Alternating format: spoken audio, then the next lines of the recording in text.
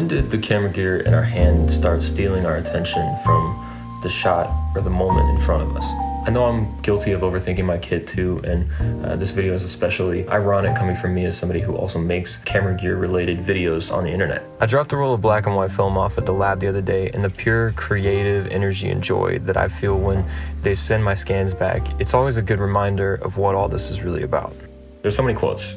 Comparison is the thief of joy, the grass is always greener, right? It's not like this concept only applies to camera gear and photographers. When we hyperfixate on what we wish we had, it takes focus away from the present moment. And that holds true really across anything that you apply that idea to. But the problem is, when you apply it to photography in particular, it's especially problematic because the entire point of photography is to capture the moment that is happening right in front of you. I really doubt I'd be telling you anything that you don't know if I sat here and made another video about how camera gear supposedly doesn't matter. I'm not gonna beat you over the head with the same empty catchphrase you've heard 10 times before. But creativity thrives in the moment. Being present with your surroundings or your subject, that's the whole idea behind photography. And I'm worried, I would argue that we're at a point as a society with the screens and social media and this insane rapid sharing of information and news and opinions that on a subconscious level, maybe not in any way we can ever perceive, we're being constantly pulled away from the present moment. Companies profit from our distraction, social media companies thrive on it. Our brains are hardwired to seek easy, pleasurable, low impact experiences and entertainment. And I think at this point in the conversation, it isn't even about whether we're being taken out of the moment, but rather our capacity to be in the moment at all. How limited are we in our ability to be present in the first place at this stage in our society? And this comes back to camera gear in some ways. If we already struggle to focus on what's right in front of us, that's exacerbated tenfold by the constant nagging of gear envy and hyperfixation on what we wish we had. Now look, I'm not trying to sell you on some breakthrough that I think I have. I'm just somebody who's felt derailed by this type of thing, both overtly and I suspect also on a subconscious level.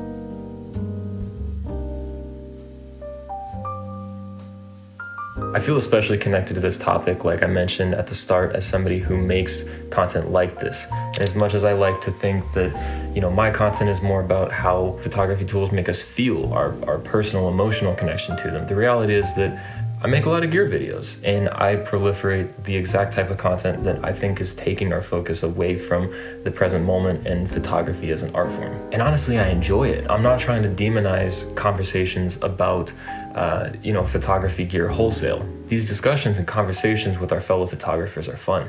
Hey, what did you shoot this with? How did you get this look?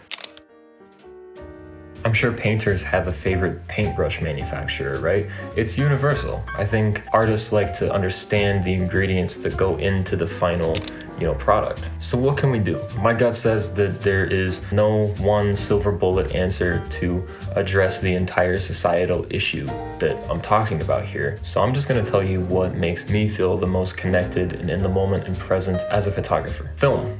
It's expensive, it's time consuming, it's impractical, but that's kind of part of why it works. The stakes are just higher. If you take bad photos, you're paying for every single one of them. You don't just get to wipe the SD card and start all over. Film is one of the things that to me always feels more like art than content. Simplifying my gear helps a lot too. One camera, one lens, a small bag. You can take this a step further by turning off your cell phone entirely.